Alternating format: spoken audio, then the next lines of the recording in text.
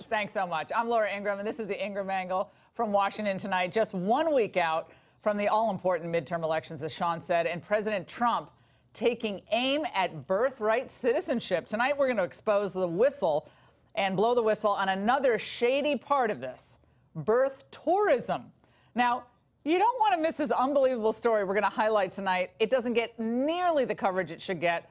And as a second caravan now clashes with police at the Guatemala-Mexico border, the Guatemalan equivalent of our CIA chief is going to join us tonight to tell us what his services have discovered about who is actually behind the caravan organizing. Plus, the race to abolish free speech, a scourge once relegated to college campuses, is now essentially infiltrating every facet of political life.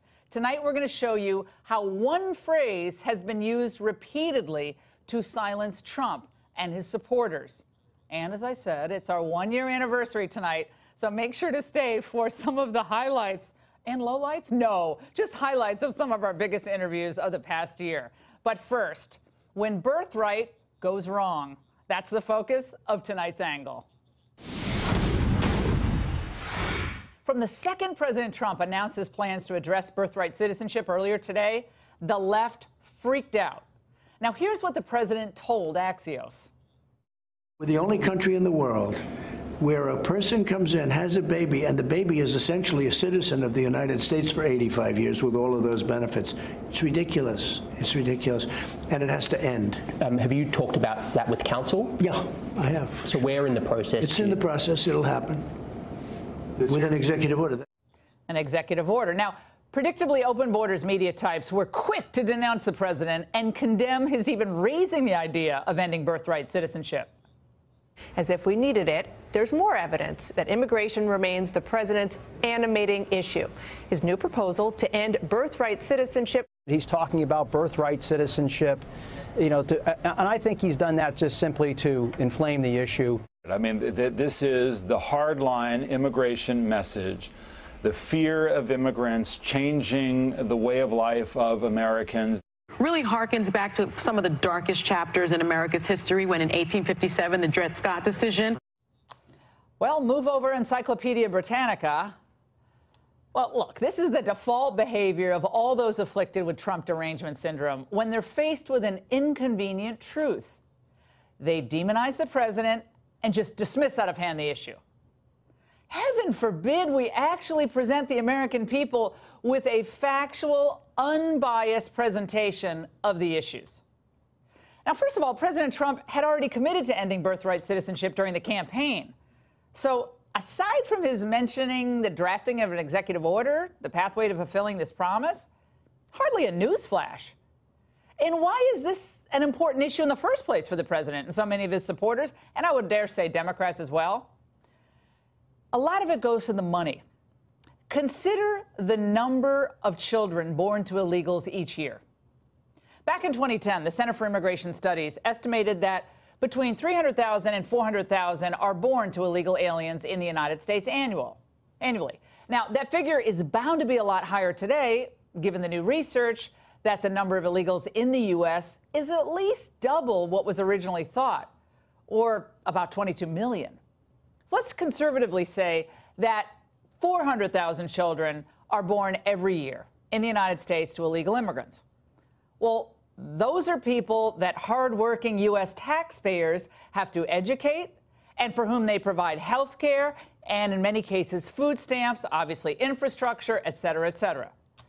CIS estimates that the annual cost to the U.S. taxpayers of children born to illegal aliens is a staggering $2.4 billion.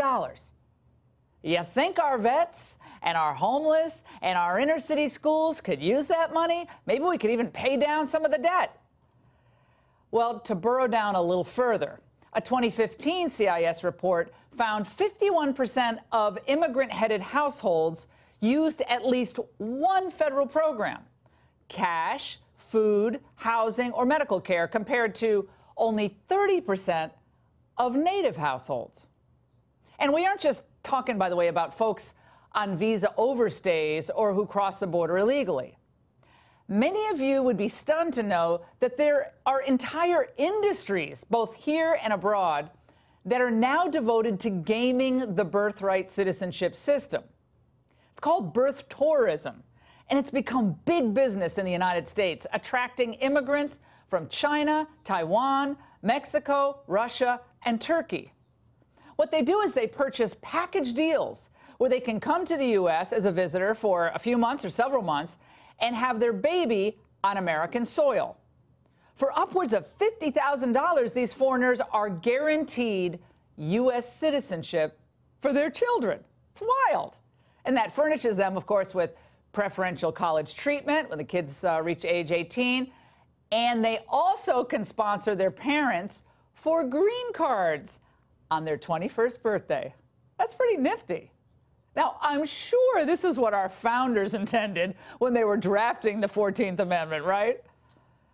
Now, contrary to what Obama and so many on the left are saying today, President Trump, by questioning this birthright citizenship, mantra, is provoking a conversation that I think is sorely needed in the country. So rather than just castigating the president or caricaturing his position, why not have a substantive debate on it? How we want to proceed with immigration in the United States seems like a worthy conversation to me to have, especially during the midterm election. And up until now, Trump is the only president who's been willing to have that debate. What are the Democrats afraid of here? And that's the angle. Joining me now with a reaction, Dr. John Eastman is a senior fellow at the Claremont Institute and constitutional law professor at Chapman University. And Andy McCarthy is a contributing editor at National Review and a Fox News contributor. John, I want to start with you because you wrote in the New York Times that birthright citizenship is not actually in the Constitution. So why does the left think it is? Well, they've misunderstood one of the clauses in the Constitution. There's actually two requirements for automatic citizenship. You got to be born on U.S. soil, and you have to be subject to the jurisdiction. And they just read that last clause out of the Constitution as if it's not there, or as if it means the same thing as being physically present here. But for those that ratified, those that drafted that language, it meant subject to the complete jurisdiction, not subject to allegiance to any foreign power. And that's what mandates birthright citizenship. So the children of citizens, the children of lawful permanent residents, they're automatically citizens if they're born here. But the children of temporary visitors or people who overstay their visas, and certainly the children of people who are not even lawfully present in the United States at all, are not automatically citizens according to the Constitution. And President Trump's executive order just wants to get the Constitution right. Well, Andy, the reaction today was just over the top, hyperbolic. Even Paul Ryan, we're going to play a little clip from this. Paul Ryan said this, I believe it was on a radio show. Let's listen. You cannot end birthright citizenship with an executive order. We didn't like it when Obama tried changing immigration laws via executive action, and obviously as conservatives, we believe in the Constitution. As a conservative, I'm a believer in following the plain text of the Constitution, and I think in this case the 14th Amendment's pretty clear. Andy McCarthy, Paul Ryan, outgoing Speaker of the House, not giving Trump any help there, but he said, we got to have congressional action. Is that true? Well, I think they should have congressional action, Laura. As a practical matter, personally, I think this is a constitutional provision of the 14th Amendment where we're not only just dealing with the constitutional provision, it's also been codified by Congress. I think they've made pretty clear that they want to weigh in here and that they feel like, and rightly so, that they are the supreme branch of the three in terms of defining citizenship. So I think there's a very good argument that Trump shouldn't do this by executive order. As a practical matter, I must tell you, I think the way the Supreme Court lines up, the only way they have a chance of succeeding on what I and my friend John Eastman think is the correct policy is by getting it done by statute rather than executive order. But when Ryan says that the Constitution's pretty clear, I don't know what Constitution he's reading, because as John just pointed out, there's a very strong interpretation of it that goes back to the people who actually defined it at the time that it was ratified, that runs 180 degrees different from the way that Ryan is interpreting it. John Eastman, I want to go back to you on this. Again, I think people, and Andy talked about how this has been codified by Congress. I think he's talking about, again, we don't want to get into the weeds on the law. People's eyes will glaze over, but Section 1401 of the applicable code. Now, what is Andy talking about? And again, does this mean that the president, as the chief executive officer of the United States, with a concern about who comes into the country, who does not come into the country, who's a citizenship, and who doesn't get citizenship, that he doesn't have the right to do this? Explain the 1401 issue. Well, the 1401 issue, Congress has a statute that defines citizenship, but it uses the exact same language as the Constitution. So we've got to figure out what the Constitution means. And like I said before, there are two requirements: born here and subject to the jurisdiction. Let me give an example. If a British citizen is over here as a tourist, he has to comply with our laws while he's here. He drives on the right side of the road, not the left side of the road. But he's not subject to our allegiance. He doesn't get drafted into our army. He's subject to the partial territorial jurisdiction, not the complete jurisdiction that was intended. And what the president is trying to do is just enforce that law as written. And I'll give you one very good example, and I think Andy will agree with me on this. You've got to be a citizen in order to get a passport. The one thing that everybody agrees with is that the subject to the jurisdiction clause at least excludes the children of diplomats who are here. And yet our passport office is unlawfully giving passports and deeming as citizens the children of diplomats who are clearly not covered by the 14th Amendment. So the president's executive order could, for example, just tell the passport office to quit violating the law. That would be well within his rights as the chief executive of the country. Chuck Grassley looks like he agreed with Paul Ryan today, which was a little disappointing for those of us who really like Chuck Grassley. I want to just go through a list of the countries, not that this matters because we have our own constitutional understanding, but that do not offer birthright citizenship.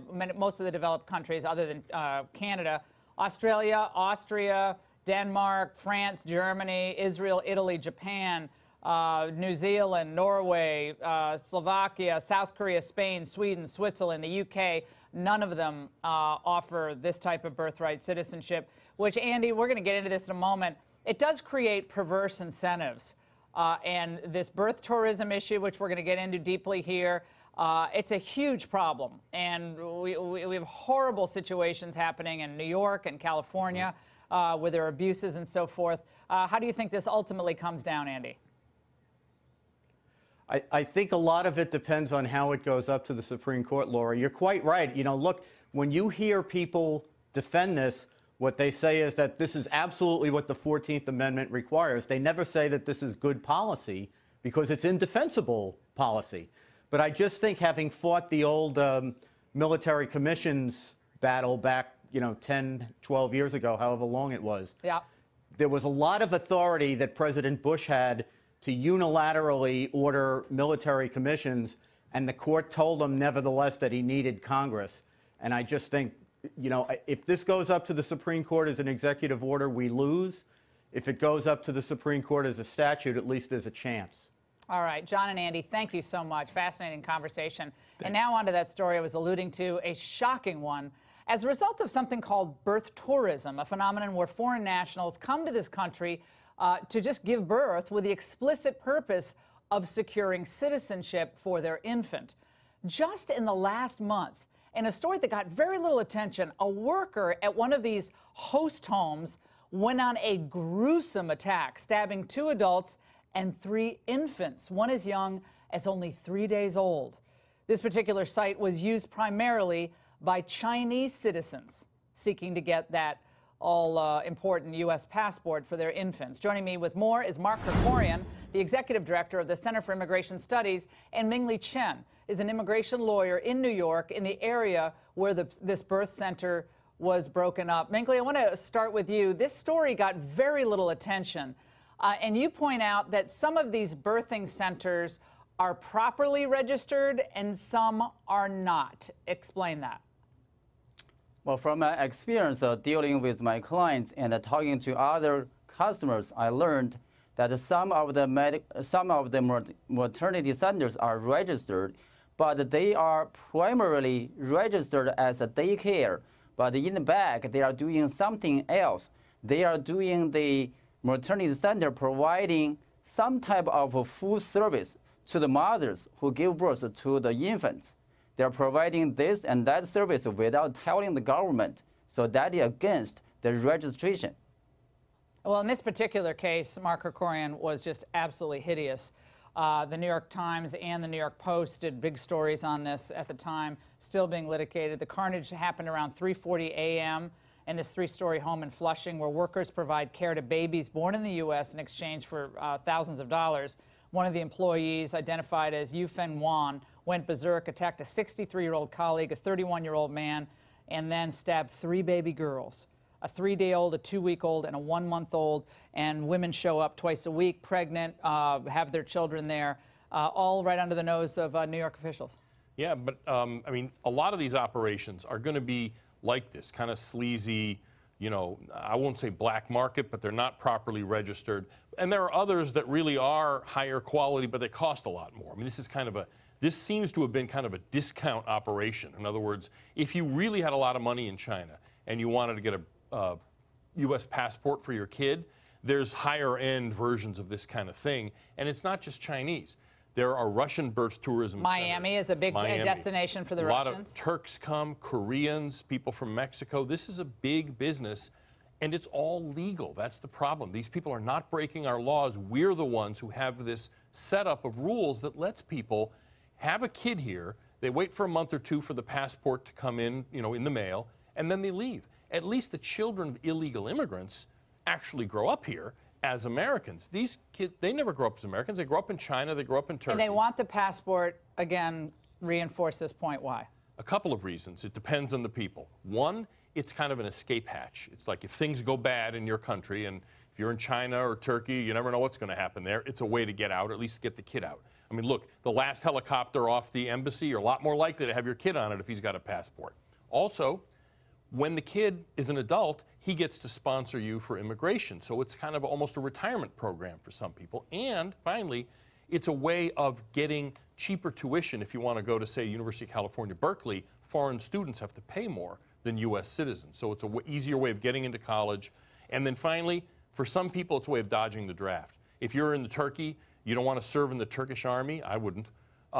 This is a way to, you send your kid here. How do our framers did not, this was not what our framers intended. Mengli, I want to go to you. Is China cool with this? I mean, you work with a lot of immigrants from China, or people come here as tourists and they do this birth tourism. But is China okay with this? Not a problem? China doesn't care. They don't care if somebody is coming out of the country going to the United States to give birth to the baby.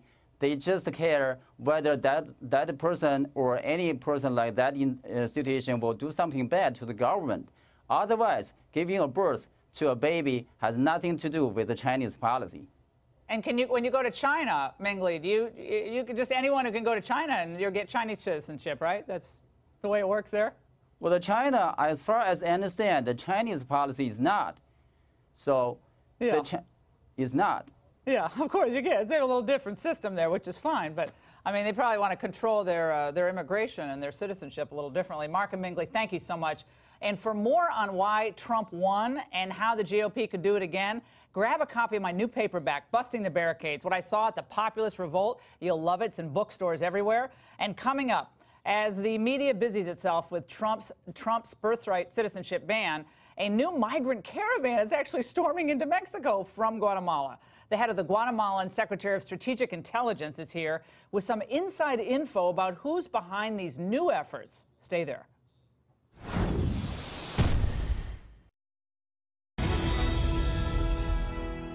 A new migrant caravan is storming violently toward our border. Mexican authorities telling the Associated Press that the migrants, quote, attacked its agents with rocks, glass bottles, and fireworks, with some allegedly carrying guns and even firebombs. And as these mobile mobs barrel toward our border, we're learning more about who is actually inside the first caravan. Check out this interview Griff Jenkins conducted with one of the Honduran migrants in the original group. Are you willing to break the law to get back to the United States? Yo quiero entrar y pedir un perdón. He says he wants to apply for pardon for the felony he committed. Can you ask him exactly what happened? ¿Cuál es tu felonía exactamente? Number three. A third-degree felony? Intento de matar. Attempt of murder. My Spanish isn't great, but I understood that. Now, Fox News reporter William Longinus stayed up for us and joins us on the ground in Oaxaca, Mexico, with a live report. William, thank you for staying up. You worked such a long day. Tell us what we need to know. That's okay, Laura. Well, I'll tell you that the migrants that we've spoken to know there are criminals among them. That's why they kind of hang out in groups of 5, 10, or 15 to watch each other. So you'll sleep, I'll watch your stuff. Now, we have interviewed so far 2 gang members, one from L.A., one from Houston, a human trafficker and a drug trafficker from North Carolina who said he can't go back because he will be, quote, killed. So it's not uncommon, the Border Patrol tells me, in these large groups they're seeing down on the southwest border right now, 100, 200, sometimes 300 people, for there to be criminal aliens among them. That's not uncommon. And we also have been told by a law enforcement source that Mexico is being very cooperative in providing intel to the U.S. that indeed there are people here that have criminal records. In fact, that is why President Trump, when he says there are bad guys here, he's not wrong. I don't want to cross the border and running from the Border Patrol and all this stuff. No, I just want to be legal and safe. I heard that he said that most of us that are going in a caravan, we're gangsters, you know, and all that stuff. So, not all of us, but you know, there's some people that going here that it's true. They're bad persons. So that first guy you heard from, he was the human trafficker who got arrested in Texas with 3 illegal aliens in the trunk. So here are the stats from the Border Patrol. 2016, almost 13,000 criminal aliens arrested. It's gone down since then, but that August figure is, or that 2018 figure is only through August. The offenses range from murder to sexual assault, the largest criminal reentry, followed by DUI, domestic violence and assault, burglary and theft. So at this point in time, the U.S. is doing, you know, what it can. It knows there's going to be people there, which of course is why one of the reasons President Trump is doing what he did. Laura, I just want to say that, you know, a lot of the people here, they're uninformed about what to expect in the United States. For the first time yesterday, we saw a U.S. immigration lawyer down here who works with migrant groups telling them how to pass a credible fair interview, how to say, I was threatened, who are you threatened by, what's the relationship, what did you tell police, why couldn't you go to the police, those kinds of things. So those are the things that Sin Fronteras did with the last caravan in March and April in terms of telling these people how to make it into the country. We'll have to see with the changes the president's making whether that's possible or not. Back to you. William, just one question. How are they moving from point A to point B? We see all this video of various flatbed trucks. Are they just random people who are like, come on aboard and I'll give you a ride? I mean, how's that working? Yeah, yes, it is. It started out walking, right, on last Sunday, you know, 10 days ago, whatever. And then they started hitchhiking. And then different towns have heard about them, of course, getting publicity down here. So you're right. Buses, trucks, cabs, vans like this one, they'll each pay like $1.50 to go from one town to the next, sometimes 40, 50 miles. Tomorrow they're going to stay here, and they're trying to get transportation, 150 buses to take them to Mexico City, where they'll talk to the government about their demands. Back to you. Oh, that's a lot of money to pay for 150 buses. Thank you, William, so much for being here tonight. And so why do these caravans keep coming? Joining us now from Guatemala City is a Guatemalan Secretary of Strategic Intelligence, Mario Duarte. Mario, we heard from some officials in your country that there are certain organizations funding these caravans. What can you tell us about them? Okay, so before we start, Laura, I wanted to wish you a happy anniversary on your great show on behalf of President Jimmy Morales. We're great fans down here. Thank you. Thank you so much. Back to your question. As you might have heard from President Juan Orlando Hernandez from Honduras, he spoke with Vice President Pence. They have detected some NGOs and some groups, leftist groups, funding this caravan with funds from leftist countries in Latin America. We're working together with them to find out what's going on, who other organizations might be helping them, and obviously we're sharing all this information with American intelligence and American security agencies. Mr. Secretary, from folks in the United States wonder, why can't Guatemalans fix what ails Guatemala? I mean, I've been to Guatemala many times. I have a beautiful daughter who was born in Guatemala. It's one of the most beautiful countries, natural resources, just natural beauty and incredible people. But obviously, a long history of difficulty and corruption and concern. So how do you deal with that? I mean, that is a big problem. I mean, a lot of these people are from Honduras, but before that, a lot of Guatemalans were mixed in as well. Well, we have detected, yes, some Guatemalans, but as you said, most of them are from Honduras. Now, yes, Guatemala is a great country. We have great resources. Unfortunately, through our history, we have had several difficulties, problems with different ideologies. We had a 36-year internal conflict, and we had to work through that with our citizens and get out of all that situation. We've been working on that very hard. President Jimmy Morales' administration has been putting a lot of emphasis on building up our institutions, building up our capabilities, and obviously working with our partners like the United States and other countries. And Mr. Secretary, your country was not able to hold back that initial caravan, nor was it able to hold back the second caravan that's making its way through Mexico now, nor could Mexico. Why couldn't you hold them back? And what was your sense about the people in this caravan? Are they all just good people who just want a job? Are there bad people mixed in? Is President Trump right about that? Well, we're looking at different situations here, Laura. Central American countries, we have this agreement since 2006 or 2008 that our citizens can freely move between the countries as long as they carry their national ID and go through a regular immigration process or border checkpoint. Now, this caravan, as you might have seen in from different videos, it was a very, very big group, over 3,000 people. And when the Guatemalan security forces, let me state that really quickly, we put over 2,000 police officers and close to 1,000 military. Yeah, but you couldn't hold them back. We're almost out of time. You couldn't hold them back, though, Mr. Secretary. To support this. Yeah, but you couldn't stop it. Yeah, there was an issue here. Well, we tried very hard, as you could have seen in the videos. Yeah. The issue is that these people put babies, women, and the elderly at the front, almost like human shields. So when they started pressing them against our security personnel, we had do all our best to protect their lives, to protect their human rights, and protect their dignity as well. With that in there, we always put life first, and we had to protect these people. And obviously, that's when the rest of the caravan overpassed our security forces. Mr. Secretary, we really appreciate it. We hope you continue to work with the United States government. These caravans, it's got to stop. I mean, it's untenable. It's unsustainable. The people in this country want orderly immigration. I'm sure it's no great shakes for you trying to deal with it there as well. So thank you very much for joining us tonight, and we'll check back with you soon. The rabbi of the Tree of Life Synagogue, believe it or not, on another issue, is receiving hate mail. For what? For welcoming the president's visit to Pittsburgh. Well, ahead, we examine how those who claim to be opposed to hate may actually be stoking it. Stay there.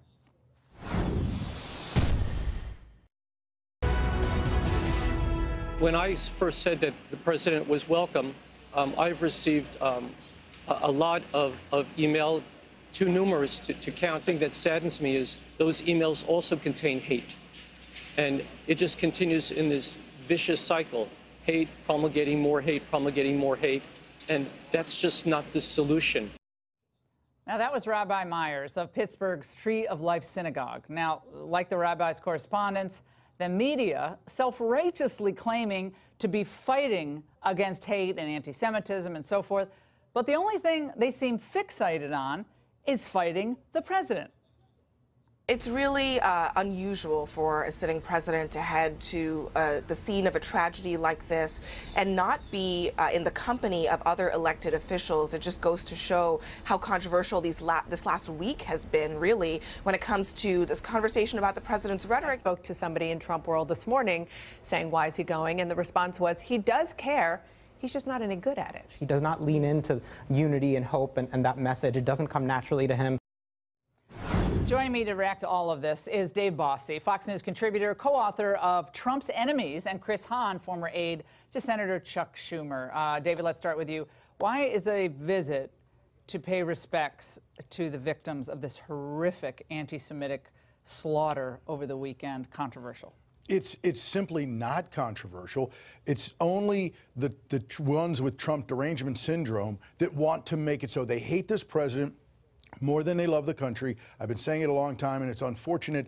And it's in this time. And I hope, I think that Chris will agree with me. We all have a responsibility to try to ratchet down the partisanship, not ratchet it up. The president, as all presidents do, went to a scene of a tragedy to try and pay his respects with the First Lady, with his son-in-law who's Jewish, with his daughter who is Jewish, to pay respects to those fallen, those first responders that were incredibly brave going after the shooter, and their families. That's what presidents do, and that's what should happen, and we should all take a moment just to take a deep breath, not hyperbolic CNN was doing this whole deal, Chris Hahn, on the so-called, the 2,000 protesters, some of them organized. The Daily Mail has a big, long piece on it tonight by the Democrats for Socialist America and other left-wing groups and so forth. That's fine. They can protest the president. But this is what Ana Navarro said earlier today, and I'll have you react. The reason he's being faulted is because everything he has said beforehand and everything he has said since makes this act seem like he's checking off a box and just rings hollow. Chris, is the president checking off a box? I don't know what's in the president's heart, Laura. I think every president should visit scenes like this. I know the city was concerned about security and resources to protect the funerals and other people because they're worried about a copycat. So whether or not he should have been there or not will be debated. I think that'll pass very shortly. What needs to be done by the president, and I agree with Mr. Bossie, is we need to ratchet down the rhetoric in this country. The president needs to choose his words more carefully. He cannot be saying that he is a nationalist. I am the grandson of people who were chased out of Europe by nationalists and the great-grandson of people who were murdered in concentration camps by nationalists. So there are better words to use for love of your country, like patriot or just love of my country. But using that word has really set a tone that many in this country have their back up and are angered by the president. I think the president should choose his words more carefully and try to unite the nation, especially when the election's going to be over a week from tonight, Laura. And I hope that the day after the election, the president of the United States looks into the camera and says it's time for this nation to have a healing. Is that, Chris, is that what Nancy Pelosi is planning to do? I mean, I take what you say, and I know you feel it in your heart, and I respect that. I do. But the idea that in a midterm election, the president should just kind of sit there and say, well, this is my view on immigration, this is the chart we have here, and this is the GDP, and this is what... Come on. Or maybe I mean, the left is going to hit like him on everything, and they have from the very beginning. I mean, the idea that he can't argue this stuff at this point because we've had horrific tragedies is very convenient for the left. Go ahead. But Chris, I just want to say... No, Laura, that's not what I'm saying at all. Well, that's what the left is saying. They want to silence his president. That's not what I'm saying at all. They want to silence the president. I think the president could run on his accomplishments and make a comparison to his opponents, but he's got to ratchet down the hateful rhetoric, calling himself a nationalist, saying that his hair was messed up in the rain when he was answering questions about this tragedy. Read Yoram Hazany's book on nationalism. He's a renowned Jewish scholar. His view on nationalism is very different from yours, as are many others who are not fans of Trump. And my great-grandfather was killed by a nationalist, murdered by a nationalist in a concentration camp. Those are social. Those are also socialists. Go ahead. Chris, I just want to say the president's heart is filled with love for all the American people, and I just got to say this. His grandchildren are Jewish. This is something that's very close to home to him. So I know the left wants to hate on him, and I know that they want to argue with everything. But can they just not give him one moment to pay respects to the 11 that died in Pittsburgh? That's what America historically has always done, and I think we need to just check ourselves and do that some more.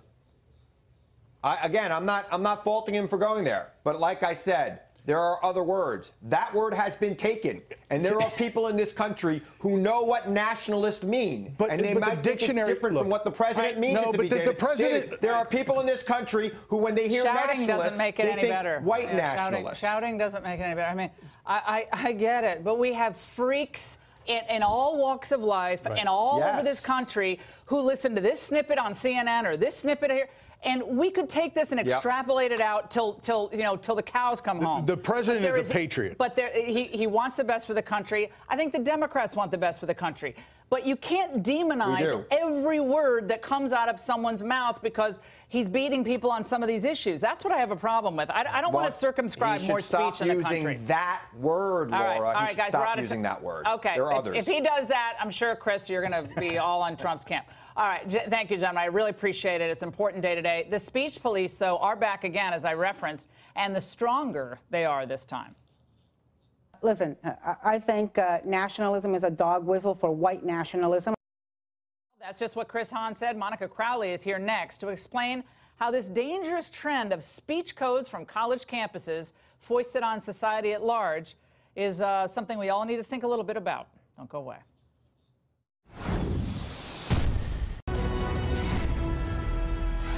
All right, here's the left's really cool game. You disagree with a particular policy or phrase from the president, then you just describe a really nasty qualifier to describe it. Watch.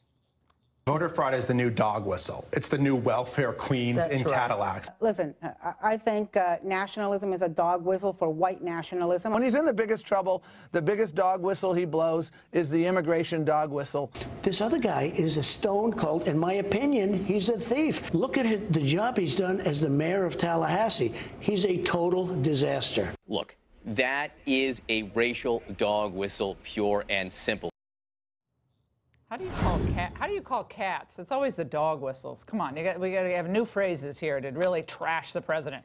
Joining me now from New York City is Washington Times senior opinion columnist Monica Crowley. Monica, what's the end goal for the left here? Well, you know, Laura, this is George Orwell's dire warning coming to pass, and that's not an overstatement. The founders made the amendment protecting free speech the first one for a reason. You cannot have a truly free society if free speech is infringed or circumscribed, either by the government, which is what the First Amendment was designed to guard against, or by these roving mobs of leftists that control the media and the narrative. They use fear, intimidation, extortion, blacklisting, boycotts, and so many other manipulative ways as hammers against anybody whose speech they disapprove of. It is a form of totalitarianism. We are well down this road, and if we don't watch out, we're going to end up like Europe, where free speech is essentially out the window. And Monica, it always ends up boiling over. They tried to do this with even the issue of abortion. The Supreme Court comes in, finds a right in the Constitution that's not there. Roe versus Wade. 45 years later, we're still debating Roe versus Wade. You still have hundreds of thousands of people. They tried to kind of say, oh, no, this is just a choice. Everyone's like, no, that's your euphemistic language doesn't work with me. And the debate continues. So you can't take issues off the table. The Supreme Court really couldn't do it with Roe. And I think the college campus censorious folks out there who are trying to foist this on society at large, I don't think it works. I think they just end up breeding more resentment. Yeah, I mean, they're trying to turn the entire country into the college campus. And what they're essentially doing by using all of these instruments of intimidation and extortion and boycotts and so on is enforce speech codes. And they've really had enormous success so far, unfortunately, in marginalizing, if not outright silencing people. I was at the store the other day, and the cashier recognized me, and she said, Monica, you know what? I keep my mouth closed. I'd rather not say anything than get into trouble with my boss or lose my job. That is a victory against the First Amendment, and that's very dangerous for the future of the country. Well, and we see it in the military. We see it in big corporations. And people are afraid to speak out. They're afraid to speak their mind. That's a terrible thing in this country. You do it respectfully, but speak your mind. Monica, thank you so much. And folks, we're celebrating an anniversary tonight. Our own. Oh my gosh, the Ingraham angle turned 1 today. And well, isn't the program still adorable? Ahead, we're going to celebrate the big one-on-ones from the past year. The first of our Best of Year One series begins tonight with some of the most consequential interviews to date. Enjoy. Are you having fun in this job? I am. Is it? I love it. Well, there's been a lot of false reporting that I'm angry about things. I've never seen you angry. I've known you for 14 years. No, I think the press is fake. A lot of the media is fake. You're like a distinguished, elder statesman. And you're doing videos where you're putting up the middle finger to the president, saying F this, F that. If Trump is rude and all these things, why are you? Because he offended us. But why are you doing the same thing back? He is offending the rest of the world. Criticizing this administration's immigration policy when they're assisting despotic, basically, obviously communist regimes overseas. But Trump's the threat? I think we have American foreign policy on the right track on each of the dimensions that you're describing, and when we get it right, when we ultimately see the end result of President Trump's efforts, I think you'll see many of these things in a place that America has not seen before. I've had the great privilege of knowing Kavanaugh for 25 years. If this can happen to him, I tremble for this country and this process, and for any man or woman who find themselves up for a big job, who didn't spend his or her teenage years in a convent or a monastery. Do you intend to use this issue on the campaign trail for the last 4 weeks, and what are you going to say about it? Absolutely. I'm going to remind everybody of the importance of the Senate. 2 Supreme Court appointments, 26 circuit judges, a record for the first 2 years. These are lifetime appointments. Is it collegial on the inside for people who don't know about it? It is a good place to work. You can disagree with this opinion or that, but I'm not the person to say it is a sour place or it's a dour place or that it is funereal in its atmosphere. It is a wonderful place to work. What do you pray for? I pray for world peace. I pray for our society that seems to be so broken right now and against itself. I pray for my family. I pray for my son and all the fallen. They burnt him alive in a garbage can. He wasn't in a gang. He didn't do drugs. Give me a hug. The word nationalism has taken on for the left this connotation of fueling anti-Semitism, hate, even violence. Do you think that is fair, and do you want to further clarify what nationalism means to you? To me, I don't have to clarify. It means I love the country. It means I'm fighting for the country. Hang on. Just wait for me. I'll be right there. Hang on one second. I'm going to walk right over. I'm literally walking into the next studio. No, this is how close I am to you. Make sure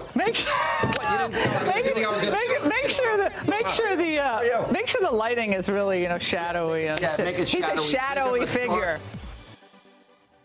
Oh my goodness, 1 year? I can't believe it. Oh, okay. Coming up next, a surprise and a celebration you don't want to miss. Next.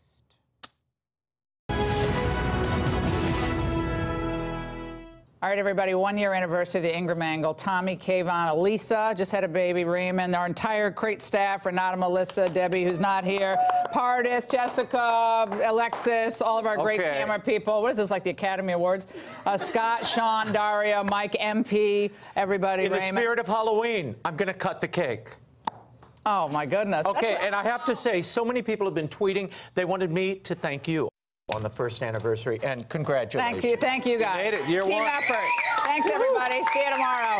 Shannon Bream's 1 year anniversary as well. And we got cake for Shannon Bream and the Fox News at Night team, too. They got their own cake. It's Shannon, good to congrats. Thank you. And you as well. It's good to be in it together. And I don't know about you, but if